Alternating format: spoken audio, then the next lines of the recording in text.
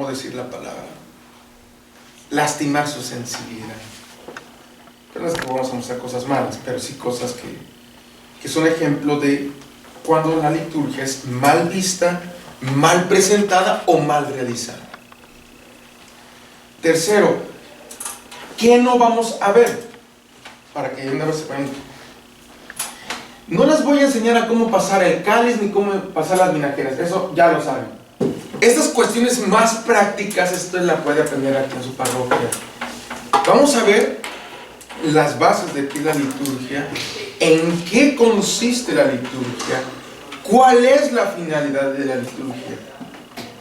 Esto nos va a ayudar a entender entonces que les apuesto lo que sea, les apuesto el 5 de calificación que va a sacar Silvino en esta clase. Les apuesto que, por poner un ejemplo, la misa, de verdad, terminando el curso, la van a ver de forma completamente diferente. Completamente diferente. Porque ¿qué sucede? Que a veces vamos a la iglesia y pues la mayoría de la gente va de cuerpo presente, de mente ausente.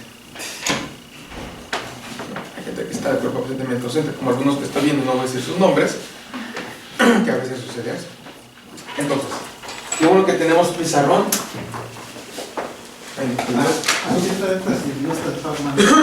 Bueno, sí, mejor para ponerlo aquí, se lo dan lo que llega a nuestro.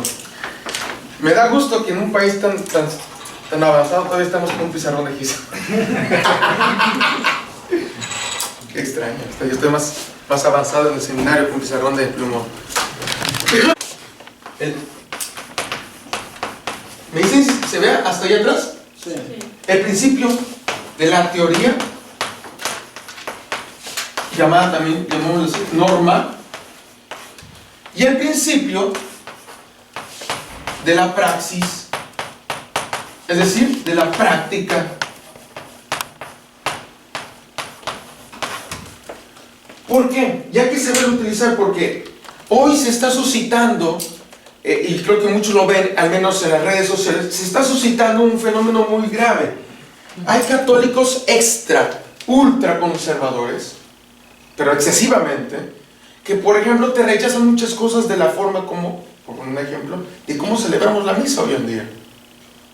Que hay incluso que se dicen católicos, pero que rechazan la manera en cómo el culto se realiza hoy dentro de la iglesia. El peligro de incluso católicos que rechazan al Papa Francisco, que se dicen católicos, pero que no quieren al Papa. Eso ya es peligroso porque es condenable por un concilio. Quien dijese que no es el Papa es una cosa seria. El Papa puede tener opiniones también personales, pero eso no quita que sea el sucesor de Pedro.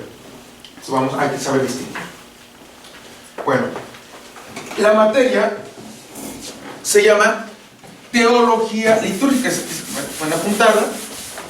Teología litúrgica. Y tenemos que explicar primero a qué nos referimos con teología. Entonces, vamos a ver la primera parte. Teología.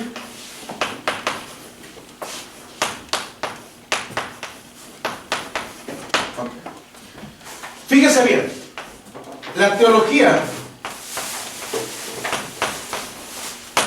Padre, ¿qué es la teología? Voy a dictarles en palabras de un santo muy grande llamado San Agustín. San Agustín dice que la teología es, apunten, la teología es el hablar humano acerca de Dios. Teología es el hablar humano acerca de Dios. La palabra teología viene del teos, que significa Dios, logos, que significa estudio. Luego entonces, teología, ¿qué es? El estudio sobre Dios. San Agustín dirá que la teología es el hablar humano acerca de quién es Dios, qué es Dios, qué hace Dios. Así como usted cuando escucha las biologías sobre la vida, ¿no? No sé, geología sobre la tierra, estudio sobre la tierra, ¿no? Algunos que son expertos en despistemología, estudios sobre los despistados, ¿no?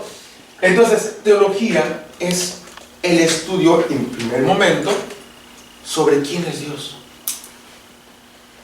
La teología es la ciencia que estudia todo sobre Dios. Sin embargo, la teología es muy amplia y la teología tiene como disciplinas. Por ejemplo, voy a poner un ejemplo. Está la biología, pero la biología tiene muchas disciplinas. Embriología, genética, etcétera, etcétera, etcétera, etcétera. Tiene como variantes. La teología, entonces, ¿puedo borrar esta parte? Sí. Ok. Entonces, si entendemos que la teología, dijimos, es el hablar humano. ¿Por qué decimos que es el hablar humano, Padre? Pues porque sencillamente la teología intenta expresar lo que conoce de Dios. Pero para saber quién es Dios por completo no se puede. Hay una pequeña como historia, obviamente no es verdad, pero es interesante, se le atribuye a San Agustín. San Agustín es un gran teólogo, filósofo de la iglesia de los primeros siglo IV, San Agustín de Hipona. San Agustín decía que, se dice esta historia sobre San Agustín, que estaba tratando de entender qué era la Trinidad, porque ustedes deben saber que el misterio más grande que la iglesia cree, el más grande, no es el de la encarnación, el más grande es el misterio de la Santísima Trinidad, es el más grande misterio. San Agustín, en su intento de querer comprender con su cabecita, que es muy inteligente, así como ustedes obviamente, no tanto como ustedes, pero sí era, intentando, cuenta esta pequeña historia que un día andaba por la playa y estaba pensando cómo entender la Trinidad. Y dice que San Agustín vio a un niño, una conchita, haciendo un hoyo en la arena. Y luego con la conchita iba a la playa y llenaba el hoyito. Iba a la playa y llenaba el hoyito. San Agustín, ¿qué haces? Le pregunto, ¿qué estás haciendo? Dice, trato de meter, voy a meter todo este inmenso mar en ese hoyito. Oh, no se puede, ¿cómo vas a hacer? Lo mismo tú, ¿quieres meter la inmensidad del misterio de la Trinidad en tu pequeña cabecita? Para explicar que los misterios son algo podemos entender, pero no todo. Entonces, la teología, ¿qué busca? La teología busca entender lo más que se pueda responder a la pregunta, ¿quién es Dios? ¿Quién es Dios? Ahora bien, la teología, hermanos, hermanas, tiene distintas disciplinas, como variantes, como especialidades. De hoy en adelante, por favor, mis queridos hermanos, necesito que se aprendan una fecha. Es de cajón. Usted no al salir se lo voy a preguntar. Si no me le dice, lo regreso y otras 5 horas de clase. Pegado soy yo, ¿verdad? ¿Qué fecha es la que necesito que se aprenda?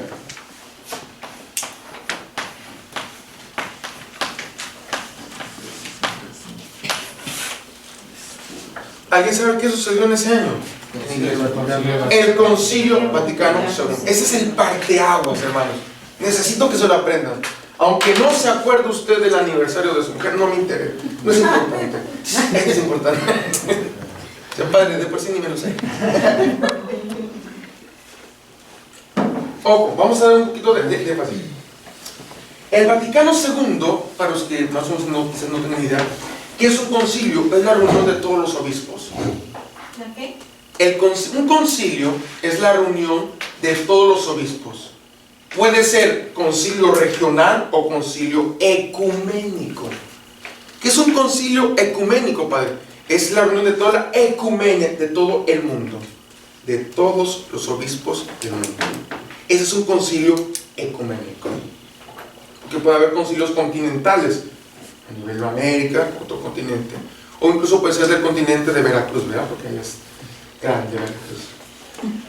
Entonces, el último concilio ecuménico fue de 1962 a 1965, llamado Concilio Vaticano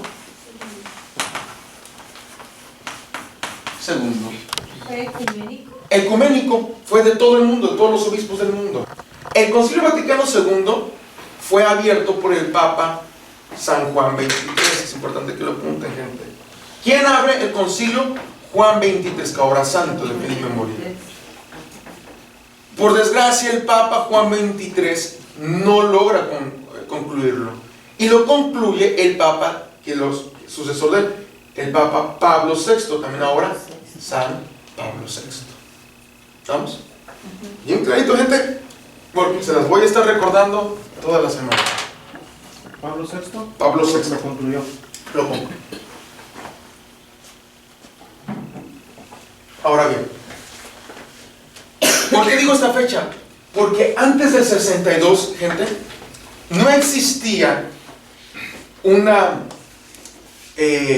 especificación de la teología. Voy a explicar a qué me refiero. La teología tiene hoy por hoy muchas especialidades. Por ejemplo, voy a abreviarlo, teología dogmática. ¿Qué es la teología dogmática? Básicamente, la teología dogmática trata de responder a la pregunta: ¿qué creo? ¿En qué creo? ¿Entienden? ¿En qué creo? ¿Estamos? Está la teología fundamental. Ojo, hago un paréntesis. Si hay alguna parte, queridos hermanos, que no se entiende, de verdad, con todo el gusto del mundo, díganme. Párenme el carro. Padre, no le entendí. Padre, ¿qué significa esta palabra? Padre, por favor. ¿Sale? Hay una sola cosa en el mundo. Una sola. Una. Que puede hacer que me van enojado. Una sola cosa. Una sola cosa. Bueno, dos. Que no haya café en mi taza. No es cierto. Una sola cosa es que si yo les pregunto, les digo con toda confianza del mundo, díganme si no entienden, y me dicen que sí entendieron, y les pregunto y no, puede que corra sangre. De verdad, no me molesta. O sea, prefiero que mi papá pueda explicar eso nuevamente, no pasa nada. Pues que me interesa, que la otra ya lo entendió, lo siento, se siente y escucha. ¿Estamos? Porque ¿qué me sirve que yo avance y la otra más se quede así? ¿Estamos de acuerdo? Sí. ¿Sale, vale? Teología fundamental, ahí les va. Para los que dicen que en los seminarios no se estudia apologética, están equivocados. Sí se estudia. ¿Sabe cómo se llama ahora? Teología fundamental. Solo que el nivel que se estudia en los seminarios es diferente. La apologética que usted y yo damos a la gente es una apologética más accesible al pueblo, ¿no? La teología, esta materia se lleva en primer año de teología en los seminarios, pero es una teología demasiado complicada, vamos. En esa materia ves como la demostración sobre la existencia de Dios, el diálogo con el ateísmo. Está bien, porque la teología fundamental responde a la pregunta: ¿por qué creo? ¿Cuál es la finalidad de la apologética? ¿Responderá? O sea, la razón de lo que yo creo, ¿estamos de acuerdo? Esa es la apologética. Ahora se llama teología fundamental. ¿Por qué creo? La dogmática, ¿en qué? La apologética, ¿por qué? Hay muchas otras. Está ya no les voy a explicar todas por cuestión de tiempo. Está la teología espiritual, la teología sacramental, está la que nos interesa en esta semana: teología litúrgica o liturgia. La teología litúrgica. La teología litúrgica, ¿a qué pregunta responde? Vamos para allá. Sí me gustan los espíritus preguntones, eso. Espíritu mudo. La Biblia dice que Jesús expulsó un espíritu mudo, ¿no? Espero que no haya espíritus mudos aquí. Por favor. Pregunten. Y están en su derecho. Escuchen, a mí me gusta cuando alguien se padre, pues no estoy de acuerdo. Si no estoy de acuerdo con una cosa que yo diga, con todo gusto el mundo dígalo, pero argumento. Pues que no me gustó lo que, pues lo siento. No. Peleese con la iglesia, con el Papa, cuando no estoy de acuerdo nada. Va a haber cosas, como les decía al principio, que les va. ¿Por qué? Porque tenemos ideas preconcebidas. Por eso les pido. Esta materia tenemos que eliminar muchas ideas preconcebidas. Porque va a haber cosas, ¡qué padre! Siempre lo hemos hecho así. Y pues yo tendré que decirles, I'm sorry. Perfecto, soy perfecto. Lo siento, ¿no? Pues esa es la idea particular de cada quien, pero no de la iglesia. La teología sacramental, obviamente todo lo que tenga que ver con la cuestión de los sacramentos. Y la teología litúrgica, que estudia qué es responde a la pregunta, entre otras, ¿qué celebramos? Esa es la teología. Y decíamos que la teología es el hablar humano acerca de Dios. ¿Por qué? Pues porque decíamos que la teología lo que busca es, desde nuestro propio lenguaje, explicar quién es Dios. Pero siempre recordemos que nuestro lenguaje se va a quedar corto. ¿Eso ya lo vimos? Bueno, antes de pasar esa, antes de que la vean, y hay muchas disciplinas de la teología, no las puse todas, hay muchas hoy en día. Antes del Vaticano II, pues una persona se podía especializar en teología y daba cualquier materia. No era tanto de que, como ahora hay especialidad de teología dogmática, etc. Hoy, por ejemplo, en Roma están las grandes universidades pontificias para especializarse. Roma, dependiendo de la especialidad. Ahora bien,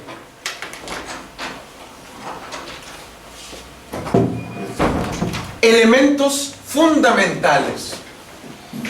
Fíjese bien, todavía ni siquiera entramos en la materia de liturgia, pero necesito explicarles qué es la teología, para que entiendan qué es la teología litúrgica. A la fe le antecede la revelación. Cuando digo le antecede, ¿a qué me refiero? ¿Se entiende qué es anteceder, hermanos? ¿Qué se entiende por que la fe le antecede? Fue antes que la revelación. Es decir, que antes de la fe, vamos a ir mi rayito, aquí consigo uno. Antes de la fe tiene que haber una revelación. Explico. Para que haya una respuesta a un mensaje, es preciso que haya primero un mensaje. Explico. La gente cree que la fe es una cosa que se logra por esfuerzo humano. No, señor. Quitémonos de la cabeza. La fe en un primer momento es un don gratuito. La fe es un don gratuito que no es logrado por el esfuerzo humano. El hecho mismo de ser don, ¿qué significa? Que ya es algo que viene de externo a mí. No es algo que yo lo logro. Y por eso dice, antes de que haya una respuesta, es decir, la fe, ¿qué cosa es? Es una respuesta. Antes de que haya una respuesta, ¿qué tiene que haber antes? Al dicho mensaje, ¿qué se le llama? Revelación. La revelación es un mensaje. ¿Qué es? Ojo. La revelación, ¿qué es? En líneas generales, la manifestación. Ay, Dios. Es la manifestación y la. Ojo, punto. La revelación es la manifestación y autocomunicación. Son dos conceptos que son utilizados en Dios, pero cada uno hace hincapié en diferentes cosas. La manifestación, una epifanía. Dios que se muestra, a diferencia de las culturas antiguas, ¿no? Las culturas antiguas era el hombre que iba en busca de ¿quién? O sea, visto de perdida, han visto un poco las películas de Hollywood, no sé, me viene a la mente Troya, bueno, Furia de Titanes, donde se ve que los dioses griegos, ¿en dónde están? En el Olimpo, ¿no? La montaña alta. Y los humanos acá. Y los dioses viven del amor ¿de quién? De los hombres. Entonces, en las culturas antiguas, los dioses tenían mayor o menor poder en la medida en que los humanos les rezaban o los amaban. En cambio, en la Biblia, no es que el hombre va en busca de los dioses o de Dios. La novedad es que es Dios que busca al hombre. Esta es la distinción, la diferencia. Y el mejor ejemplo, Evangelio de Lucas, capítulo 15, del 11 al 32, la parábola del hijo pródigo. No es el hijo el que va en busca del padre, es el padre que sale al encuentro. Todo el capítulo 15 de Lucas nos da las tres parábolas, ¿no? De la oveja perdida, no, de la vieja oveja perdida, la moneda perdida y el hijo perdido. ¿Por qué decimos que la revelación es autocomunicación? Porque Dios se auto-manifiesta. Busquen por favor Hebreos capítulo 1, versículo 1. Y luego alguien más, Romanos 1:19. Y bajo diferentes formas, Dios habló a nuestros padres por medio de los profetas. En diferentes ocasiones y diferentes ¿qué? Formas. Dios ¿qué? Habló. Primero a nuestros padres por medio de los y en estos últimos tiempos Por medio de su hijo. hay lo que llamamos revelación natural. Romanos 1:19, ¿lo tiene? A ver.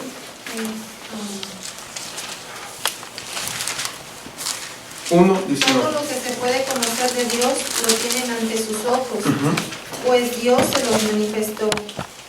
Lo que es y lo que no podemos ver ha pasado a ser visible gracias a la creación del universo, y por sus obras aceptamos algo de su eternidad, de su poder, de su divinidad, de modo que no tienen disculpa. Entonces, Romanos 1:19 nos habla de la revelación natural. A Dios lo conocemos por las cosas creadas, pero está la revelación sobrenatural, la autocomunicación de Dios. Hebreos capítulo 1, versículo 1. Dios se revela por medio de los profetas, y en estos últimos tiempos, ¿a través de quién? De Cristo. Entonces, hay dos elementos importantes que quiero que tomemos en cuenta. Y voy a ponerles el ejemplo de WhatsApp. ¿Todos tienen WhatsApp? Porque me van a entender. Los ejemplos siempre se quedan cortos. Perdón usted, pero es para que se entienda. Se dice que está fe y revelación. Primero tiene que estar, ¿qué cosa? La fe o la revelación. Primero la revelación, porque la revelación, ¿qué cosa es? Mensaje. Es un mensaje, es decir, La autocomunicación. supongamos que yo les mando un mensaje. ¿Cómo sé que el mensaje ya fue enviado? ¿Aparece cuántas palomitas? No. Mensaje enviado, una palomita. ¿Estamos? Mensaje llegado a su teléfono, 2. ¿De qué color? Verde. No, gris. No. Acuérdense, cuando sale el mensaje es color gris, una palomita. Cuando el mensaje ya llegó al celular, 2 palomitas grises. 3. Cuando el mensaje es leído, 2 palomitas azules. ¿Me entienden? Perdonen el ejemplo para que se entienda. La fe, ¿qué cosa es? La fe es cuando usted ve que la otra persona ya puso apareció palomita azul y empieza a escribir. La fe es la respuesta.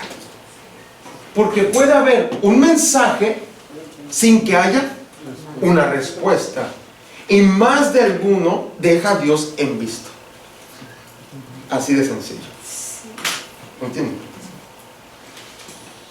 Entonces, la revelación es el mensaje y la fe es la respuesta. ¿Se entiende qué es la fe, hermanos? ¿Vamos bien? ¿Todo bien? Sí. Okay. Decimos, hermano, bueno, primero de internet, quiero saber sus nombres así de rapidito porque no nos vino. A ver, de este ladito su nombre y de dónde son originarios. Eli San Miguel. Eli San Miguel. Eli San Miguel. Y originaria de Veracruz, México. María Carmen González de Córdoba, Veracruz. Marcelo Reyes de Veracruz. José Bestíes de Puebla. Pedro de Nayarit. Ángel Albarrán Domínguez de Michoacán. Ah, de Michigan. Saúl San Miguel de Veracruz. Pues, ya sé de quién voy a hablar, ¿no? Mario Amador, Zacatecas. Luis Blanco. Candelaria de Tabasco. Gustavo Martínez, originario de San Gregorio, Michoacán. Mucho de Michigan. No podemos comer carnitas porque dijo aquella diputada que comer carnitas es celebrar la vida de Tenochtitlan. Échame 3 de Tenochtitlan. María Martínez de México. Ok. María Teresa Medina de Michoacán, Pacho. Siempre he dicho que los michoacanos son gente buena. Ok, aquí ya tenemos tenemos las carnitas y tenemos los bolovanes de Veracruz. Padre Manuel Cueto Ramos, Tierra Santa, Acapulco, Guerrero. Y quien diga que no, en la salida nos vemos. Ok, hello. Decimos entonces, hermano Silvino, comience leyendo, vamos a ir participando a todos. Decimos, dice la fe, decimos que a las verdades de la revelación podemos acercarnos a través de la fe. Primera cosa, decimos que a las verdades de la revelación, Padre, ¿qué se entiende por verdades de revelación? Las verdades de revelación son todo lo que usted y yo creemos. Es una verdad de revelación.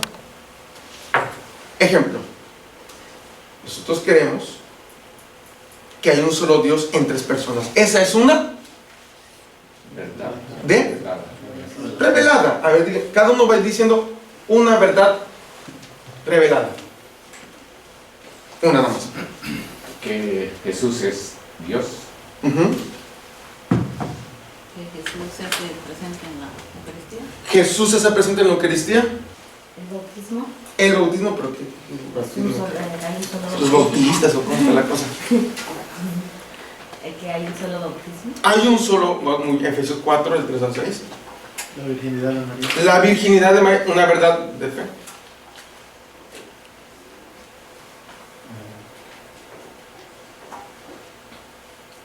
Si va a dar una La elevación de María al cielo. la asunción de María, muy bien. Jesús es el Hijo de Dios. Tú eres el Hijo de Dios. Jesús es el Hijo de Dios, ok.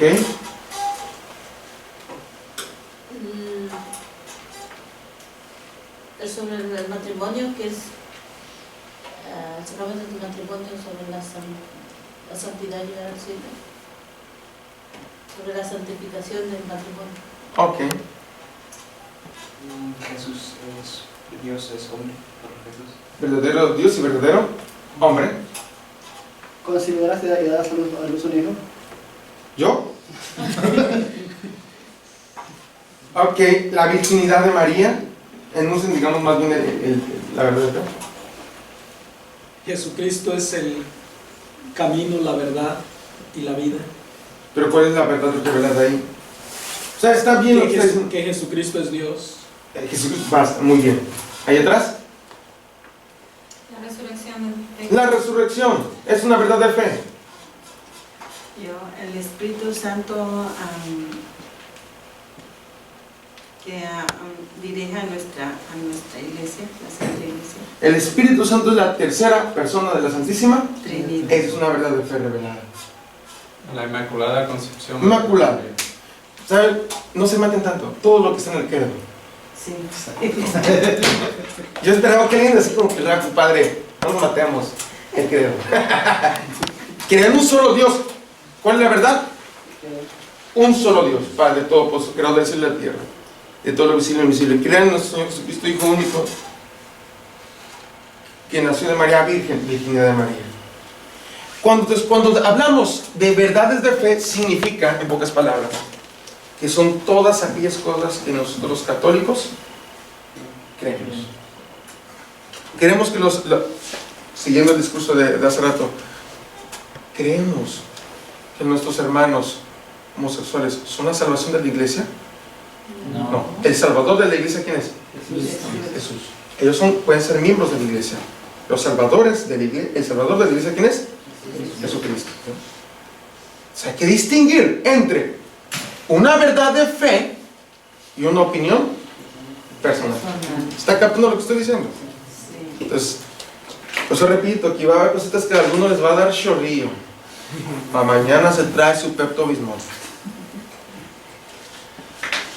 Continúe. En cuanto que los contenidos de la revelación son creíbles. Es decir, lo que la iglesia nos pone es para que sean creíbles. Por lo tanto, podemos decir que la fe es apunten. Apunten ahí. Es hasta se lo pueden tatuar. Bueno, es un chiste, no lo vayan a hacer. Pero pueden ponerlo ahí en su casa. ¿Qué es la fe? La fe es la respuesta existencial que da el hombre a la revelación o autocomunicación de Dios. Sí, con letra rosita, pónganle ahí en plumón, ¿no? Pueden mandarse un cuadro y ¿qué es la fe? La fe, perdonen la S de más aquí, me pasé de lanza, es la respuesta existencial. Primer parte, ¿por qué es existencial, Padre? Porque la respuesta que yo doy a Dios parte de mi propia y personal existencia. Les voy a poner un ejemplo bien clarito. Los salmos. Se dice que los salmos son la fe del pueblo de Israel. ¿Por qué? Porque usted ve que hay salmos que manifiestan diferentes circunstancias o maneras de responderle a Dios. Por ejemplo, dígame un salmo de perdón. El 51. En el 51, piedad de mí. La fe del rey está manifestando un arrepentimiento. Pero ese es un ejemplo. Usted dice, Padre, me siento contento, me siento happy. Salmo 138. Te doy gracias, Señor, de todo corazón. Cantaré tu nombre y tu gloria. El que escribe el Salmo 138 y el 51 tienen una fe diferente. Su respuesta existencial es diferente. Por eso no podemos esperar que el hermano Silvino tenga la misma fe que el hermano Marcelo. No se puede. Cada quien tiene una fe completamente diferente. Porque es una respuesta que personal. Hermano. ¿Cómo puede repetir otra vez eso de existencial? Es decir, ¿por qué decimos que respuesta existencial? Porque parte de la existencia personal de cada quien. Sencillo. Vamos, voy a poner un ejemplo. ¿Quién de aquí se casó por la iglesia? Por ponerles un ejemplo. Usted, bueno, se casó por la iglesia. No vino su esposa, ¿no? Ya podemos hablar de ella. No es cierto. No es cierto. Me hizo así, me hizo así para que yo le hable. Me hizo así, está viendo la grabación. Ok. ¿Alguien vino con su media toronja? Sí. Vamos a ver. Ustedes se casaron por la iglesia, ¿no? Usted con el padre frente a frente. Se vieron la cara. Cuando estaba visca, veías un ojo nomás. Y le dices, prometo serte fiel en lo próspero y en lo adverso, en la salud y en la enfermedad, y amarte y respetarte todos los días. Bueno, de lunes a viernes. La respuesta de la mujer cuando escucha al hombre, voy a poner ejemplo, las mujeres que escucharon eso, ¿sí se acuerdan de ese día? Yo sé que fue un día el peor día de su vida, pero el día que se desgraciaron la existencia. La mujer ve al hombre y la mujer tiene no tiene 5 sentidos, tiene como 35 sentidos. Es una cosa tremenda la mujer. La mujer detecta cuando el hombre está mintiendo, ¿sí o no? ¿Sí o no, mujeres? Claro, hombres, usted disculpe, pero en lo que ustedes van, ella es la mujer detecta la respuesta del hombre y ve que cuando el hombre está completamente convencido, hasta uno como cura, ¿la aceptas? Acepto. Ay, ay, ay, compadre. Acepto.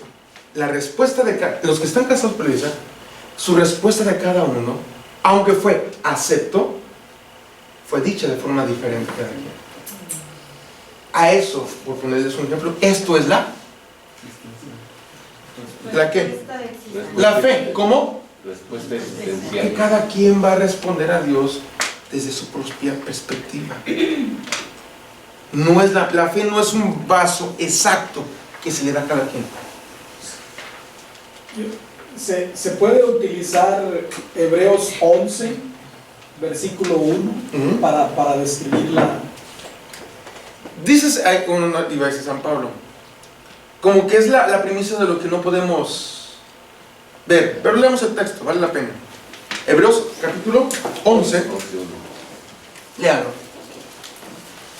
¿Cómo? Lo que se espera es la certeza de cosas que no se pueden ver. Dice, primera parte, la fe es la ¿qué? Certeza. Certeza. ¿Qué es? Entonces aquí entendemos otra parte de la fe, otra dimensión. ¿Qué es una certeza? Firme. Es lo que les decía, es mi respuesta. En el fondo la fe es una respuesta certera. Jerusalén dice es garantía. Garantía, es lo que me da fundamento. Aferrarse. ¿De lo que? Se espera. Y luego, La prueba. la prueba No se ve. de lo que no. Ahora bien, esta última parte está mal utilizada por muchos, porque muchos dicen, padre, que la fe es creer en algo que no vemos. ¿Qué? Creer en algo que no vemos. Pues suena romántico, pero no, eso no se está refiriendo al apóstol. Por ejemplo, si la fe fuera solamente creer en algo que no vemos, a ver, ¿usted en cada misa ve a Jesús? No. Ah, no. Sí, bueno, sí lo veo. ¿Lo ven o no lo ven? Entonces ese cantito de esta despistada de Marcela Gándara, aunque mis ojos no te puedan ver, excuse me, perdón, pero yo lo veo visiblemente. Y hoc enim corpus meum, esto es mi cuerpo. ¿Usted lo ve? Sí. ¿Lo ve? Sí. Entonces, la fe no es solamente creer en algo que no. Yo veo a Jesús. ¿Sí me entienden? Pero cuando dice de lo que no podemos ver, se está refiriendo más a las realidades de la vida eterna. Obviamente, pues no vemos el cielo. Lo que sí es cierto, eso sí es cierto, dice el Catecismo de la Iglesia Católica, que la Eucaristía es primicia de la vida eterna. Que hoy muchos escuchan esa frase, que la misa es el cielo en la tierra. Se le atribuye a Scott Hahn, este ex pastor protestante muy famoso. Entonces, la respuesta existencial que da el hombre, ¿a qué cosa?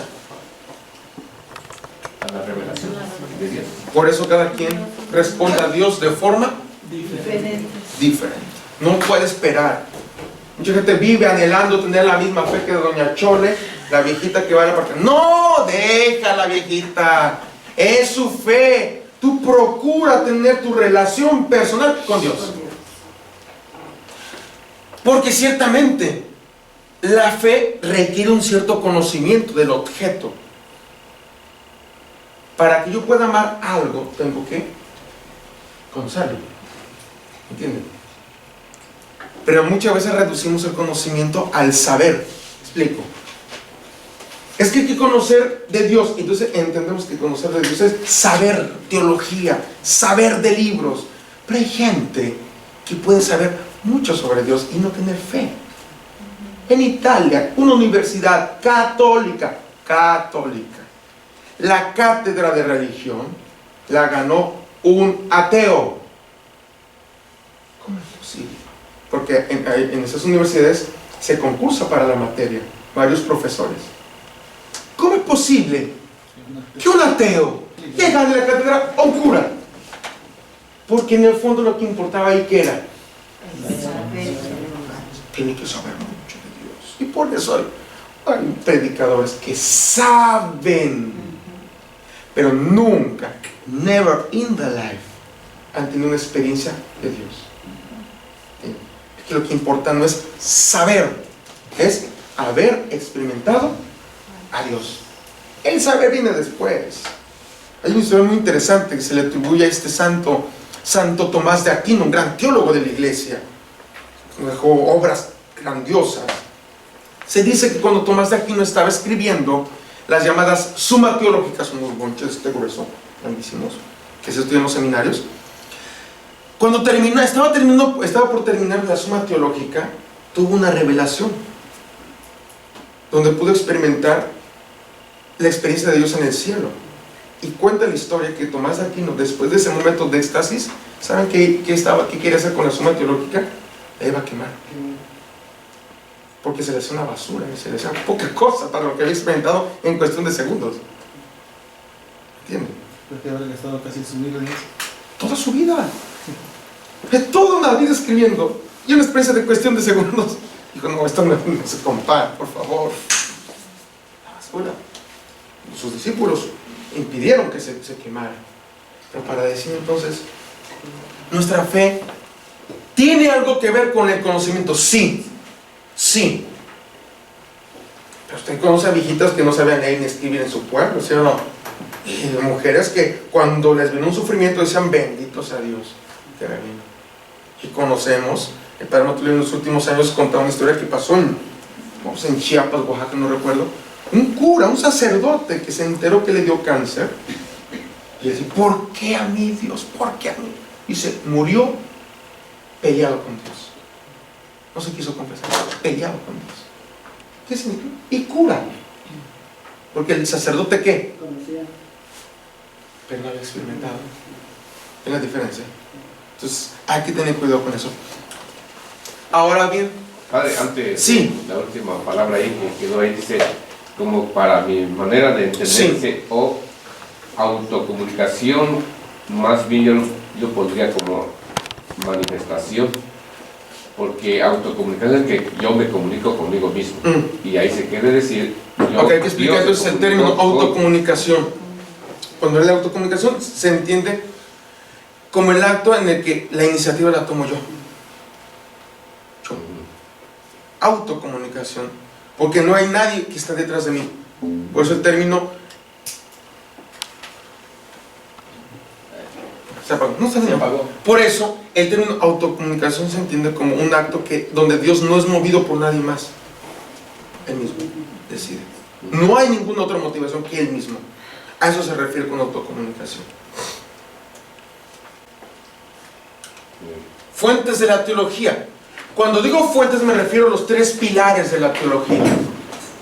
Biblia, tradición y magisterio. Los voy a mencionar uno por uno, pero vamos por partes. La Biblia.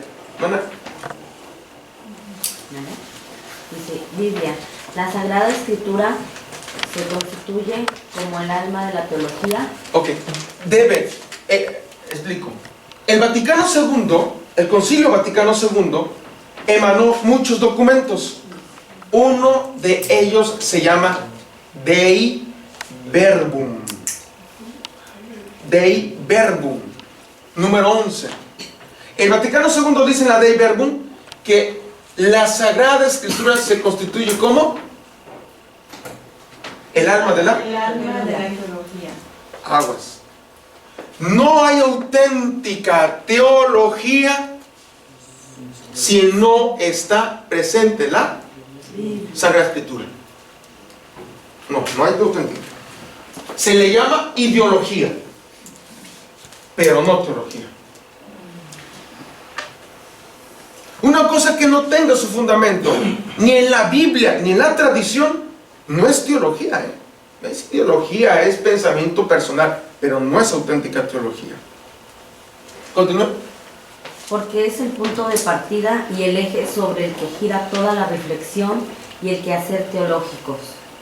Su importancia capital radica en que es la palabra de Dios escrita bajo la inspiración del Espíritu Santo, que contiene el mensaje de salvación y que revela el deseo de Dios de autocomunicarse a los seres humanos para ofrecerles la vida divina. Ojo, hay que entender.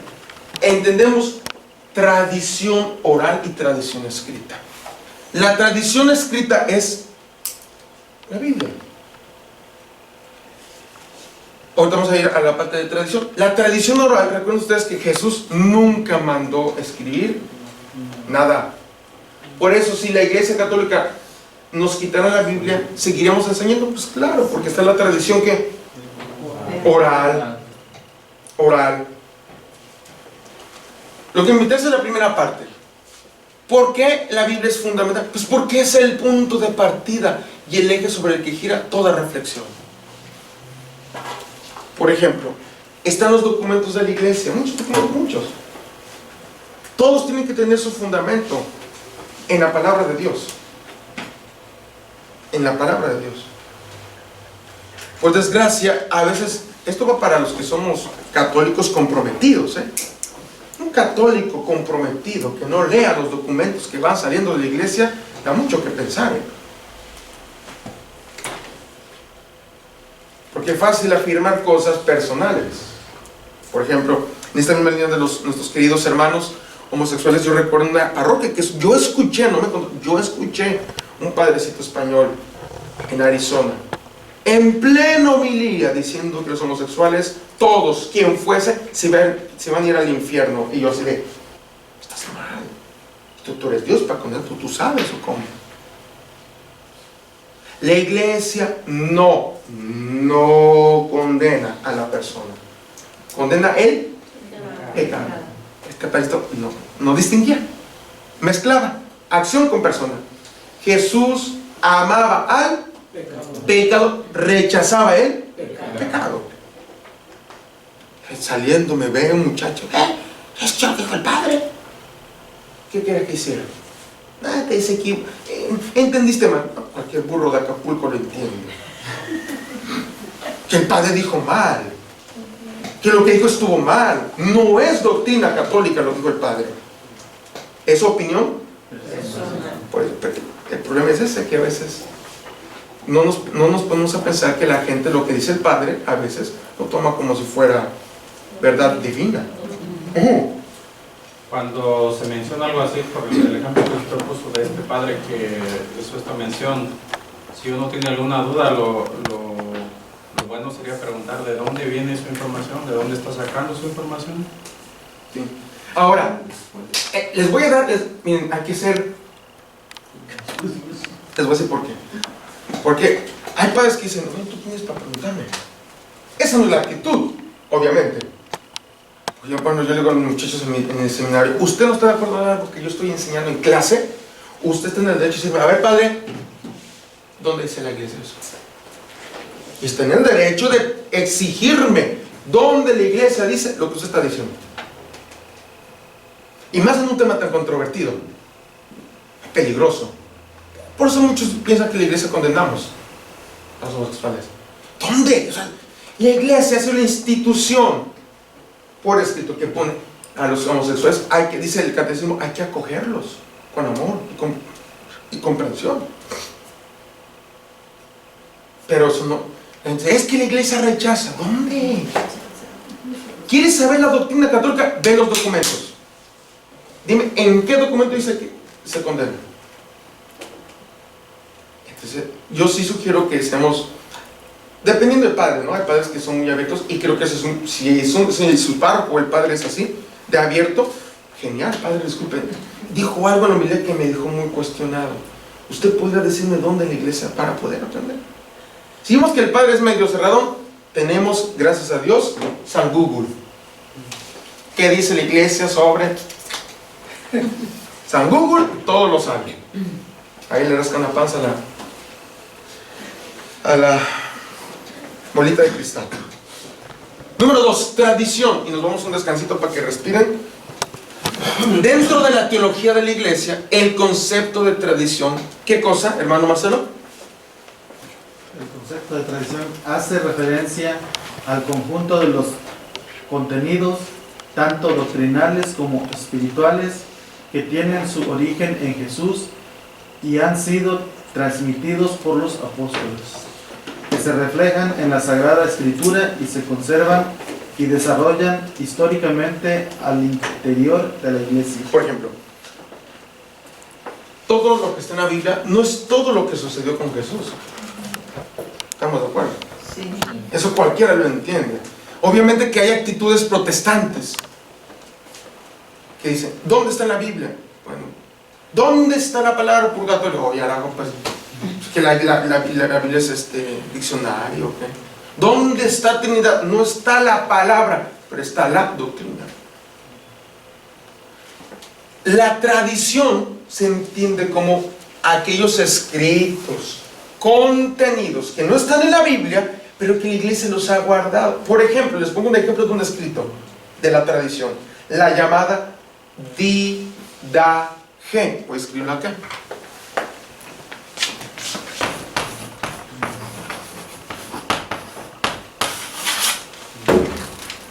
La Didache, que de hecho la Didache es el primer escrito litúrgico de la iglesia. En la Didache se encuentra cómo la iglesia ya realizaba el culto. Estamos hablando, es contemporáneo al último libro de la Biblia. ¿Cuál fue el último libro de la Biblia en escribirse? La Didache. Es contemporáneo. Este otro libro, Pastor de Hermas, vale la pena que puedan leer un libro que se llama La Respuesta está en las Escrituras, donde pueden comprarlo, ¿verdad? Ediciones Apóstoles de la Palabra, ¿verdad? Un día voy a hablar para que se los consigan. Ahí habla, en el tema de Biblia y tradición, hay un libro que se llama Diálogo con los Protestantes, tercera edición, escrita por un sacerdote poco conocido, Flaviano Matuli Valente. En el tema de Biblia y tradición te habla de algunos libros apostólicos. La tradición entonces se entiende como aquellos escritos que complementan la revelación divina. Y que son transmitidos a los apóstoles y los apóstoles a nosotros. Hay cosas que no están en la Biblia, pero que por tradición de la iglesia se presentan. Ojo, cuando digo tradición, no me refiero a tradiciones humanas. Porque este es el concepto que viene a primero, ¿no? Tradición. La tradición es bailando chamba. No. Ese tipo de tradición no estamos refiriendo. Nos estamos refiriendo a los contenidos que son transmitidos. Bien, la palabra tradición viene del tradere, latín tradere, que significa entrega. En la tradición como está escrita es con T grande, con la T. tradición otra es sin T grande. Con T minúscula, ¿no? Para explicitar. Muy bien. Se acaba de ganar un chicle. Muy bien por la aclaración. No apunta en todo, solamente la primera parte. Entonces, ¿hay algún dato sobre Biblia y tradición ahorita? Pregunto, ¿quién dio origen a quién? ¿La tradición oral a la tradición escrita o la tradición escrita a la oral? La oral. Claro, porque los apóstoles empezaron predicando de forma oral. Y después con el tiempo la tradición escrita nace como necesidad. A esta tradición escrita hoy le llamamos Biblia. ¿Se entiende? Por ejemplo, el primer escrito del Nuevo Testamento, ¿cuál es? No es Mateo. Primera a los tesalonicenses. El primer evangelio sí fue Marcos, de los 4 evangelistas. Sencillo. Pablo quería escribirle a una comunidad, le quedaba lejos, pues ¿qué hacía? Una carta. La comunidad recibía la carta, sentían que era inspirada por Dios, la guardaban y se leía cada 8 días en los domingos. Eso es lo que hacía la iglesia.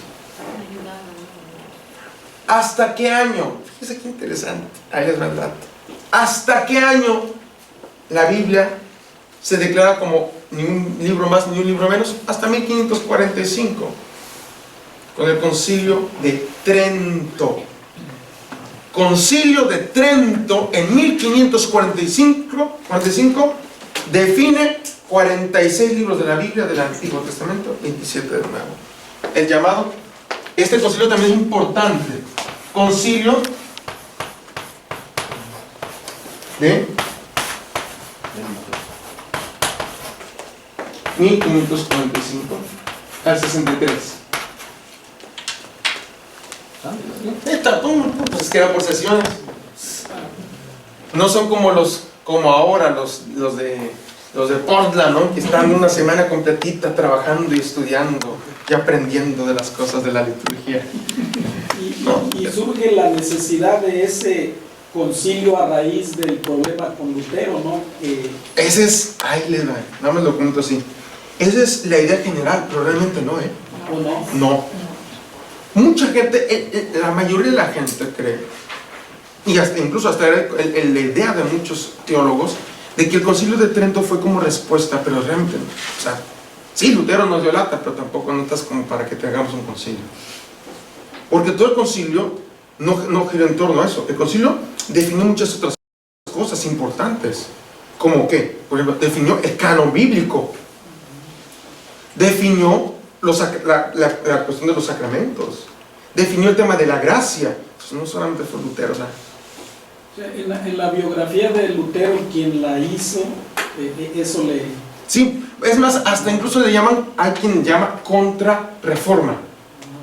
¿Al concilio? Al concilio le llaman como la acción de la contrarreforma, porque lo que hizo Lutero fue reforma.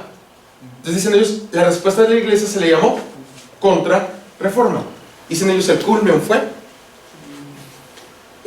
es más, ni siquiera debería llamarse reforma protestante. Y le voy a decir por qué. Porque no fue solamente un protestante. Hoy por hoy muchos historiadores prefieren, y yo estoy hablando de ese lado, que se le llame con las llamadas reformas. Porque Lutero pensaba una forma, pero estaba Juan Calvino, ya es otra reforma. Estaba Zwinglio, otra reforma. Entonces son muchas reformas, ¿no? Wycliffe es otra reforma. Pero sin embargo, por tradición, se le llama la reforma, pero pues no se reforma. O sea, como que a veces le damos una importancia a Luterito como que le exageramos, ¿no? Pero no, tampoco no fue el único. Y ya que lo mencionamos, ¿qué fue lo que exactamente, yo no he visto lo que el Papa dijo cuando fue a los 15 años, a los 15 años de la iglesia, sí. ¿Qué exactamente fue lo que dijo sobre Lutero? Lutero fue un poco controvertido. Exacto. Muy controvertido, porque el Papa Francisco utilizó un adjetivo, dijo que Lutero fue testigo del Evangelio. Puede que sí. Digo, o sea, Lutero, en líneas generales, en el fondo la motivación de Lutero, más que doctrinal, que sí tuvo mucho que ver, fue de tipo político, ¿no? Sí, porque es más, tan es así que el Papa León X en 1517, cuando se separa, y en el 21, fue en el 1521 cuando se ha excomulgado por León X, pues todavía se le envía al cardenal Cayetano para que dialoguen y puedan un encuentro. Pero en el fondo lo que buscaba Lutero era ser disidente, ¿no? Hubo cosas que motivaron a Lutero para ser un poco disidente. Disidente es decir, contrario. Eso es una disidencia. Entre ellos las indulgencias, ¿no? Pero obviamente Lutero no entendía, no tenía la mínima idea a veces de qué eran las indulgencias. Las malentendió. Y sí, la iglesia tuvo o realizó muchos abusos. Hay que decirlo. Abusos, no en cuanto que estuvo mal lo que hizo, sino en el exceso, en la forma. Entonces, pues el reclamo de ahora de que el Papa Francisco fue en el 2017, a la conmemoración de los 500 años después, dicen, o sea, había que decir, pero ¿a qué va? ¿Va a celebrar 500 años de división? ¿Va a celebrar 500 años en que hubo, por si no sabían, la reforma, la Inquisición protestante asesinó a más cristianos católicos que la Inquisición católica? Ustedes escuchan que a todo el mundo nos echan por la Santa Inquisición, ¿no? Nadie habla de la Inquisición luterana, pues porque no se sientan a leer un libro. Yo les sugiero que si quieren leer un poco sobre el tema de la historia de la iglesia antigua y medieval, les sugiero una obra muy buena que se llama Historia de la Iglesia Antigua de José Orlandis. Es muy buen libro, les sugiero que lo puedan leer. Antes se lo poner porque Historia de la Iglesia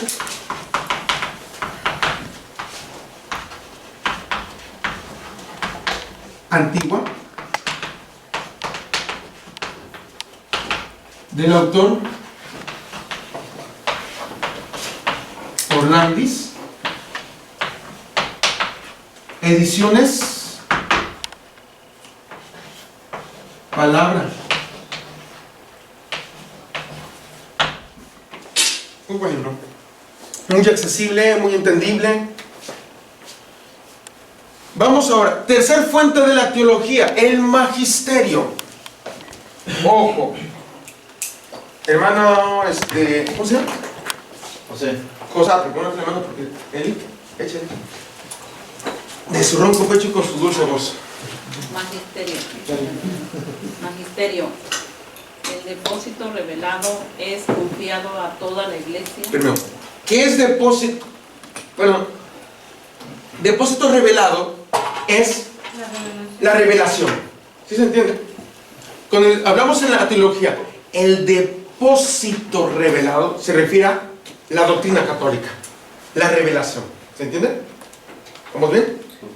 Continúe, por favor. Lo que exige la comunión de los fieles con los pastores, el Espíritu Santo suscita y vivifica en la comunidad la capacidad de escucha sobrenatural. Es decir, Dios suscita en nosotros una capacidad de poder escuchar más allá de lo humanamente pensado, sino abrirnos a las cosas divinas. Ajá. Para que la revelación pueda ser entendida, profundizada, custodiada y transmitida Ojo. fielmente. ¿Cuál es el papel de magisterio? Entonces, primero, profundizar la revelación, custodiar la revelación y, esencialmente, hermanos, tres papeles o fines que busca el magisterio. Tres cosas que tiene que hacer el magisterio. Uno, profundizar la revelación. Número dos, custodiar la revelación. Y número tres, transmitir fielmente la revelación. ¿Qué es el magisterio, padre? Voy a explicar porque muchos no entienden bien y incluso sacerdotes explicamos mal. ¿Quién es el magisterio? ¿Quiénes forman parte del magisterio, hermana Eli?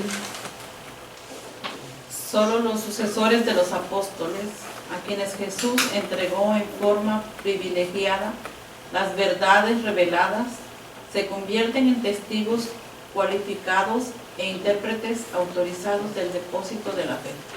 A ver, ¿quién forma parte del magisterio? Sucesores de los apóstoles. Ahí va. Los sucesores de los apóstoles.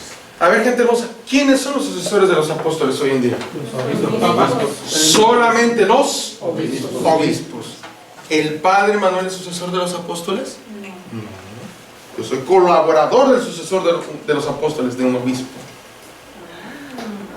Pero generalmente, ¿qué decimos? El padre, ¿por qué el padre es el magisterio? No, señor. El sacerdote colabora. ¿Se entiende?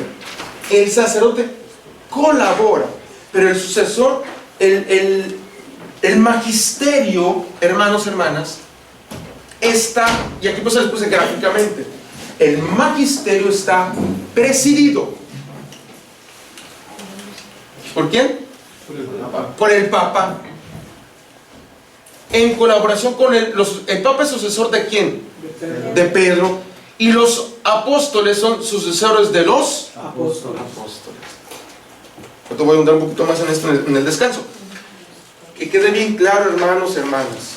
El magisterio, dentro del magisterio está el Papa y los obispos. Los sacerdotes, pero no somos parte del magisterio. ¿Por qué? Porque el sacerdote lo que hace es colabora con el obispo. El deacon, para los que hablan español, el diácono. Tengo que hablar bilingüe, si no, ¿cuándo me van a entender? Presbítero y diácono somos colaboradores solamente de los sucesores. sucesores de los apóstoles, es decir, de los obispos. ¿Hay dudas sobre el magisterio, hermanos? No. Por eso, fíjese bien, en un concilio, en orden de jerarquía, de importancia y de jerarquía, en primer lugar está el Papa. El Papa está por encima incluso de un concilio. ¿Sí me entienden? Voy a ponerles un ejemplo. Cuando el Papa Juan XXIII convocó al concilio, había cosas que habían sacado los obispos en el concilio, estaban sacando algunos temitas. Y el Papa dijo, no estoy de acuerdo con eso, siento que no está bien, rehagamos el trabajo. Y pues lo siento, se lo digan 50 obispos, pues se vuelve a trabajar porque lo dijo el Papa. Porque hubo un tiempo en que se decía que el concilio que es la reunión de todos los obispos del mundo, muchos creían que el concilio estaba por encima del Papa. No, ya está definido, el Papa está por encima del concilio. Se podría saber digamos un ejemplo en la Biblia, cuando el concilio de Jerusalén, San Pedro se para. Puede ser un posible ejemplo. Voy a explicar por qué no del todo puede ser aplicado. Porque de hecho el concilio de Jerusalén no es considerado un concilio ecuménico. Okay. Es un concilio particular. Sobre un asunto específico. Y más que cuando digo particular me refiero a una zona. La iglesia hasta ahorita, 2019, ha tenido 21 concilios ecuménicos. Ha tenido muchos más concilios particulares, pero ojo, la iglesia ha tenido 21 concilios ecuménicos. El primero es el concilio llamado de Nicea.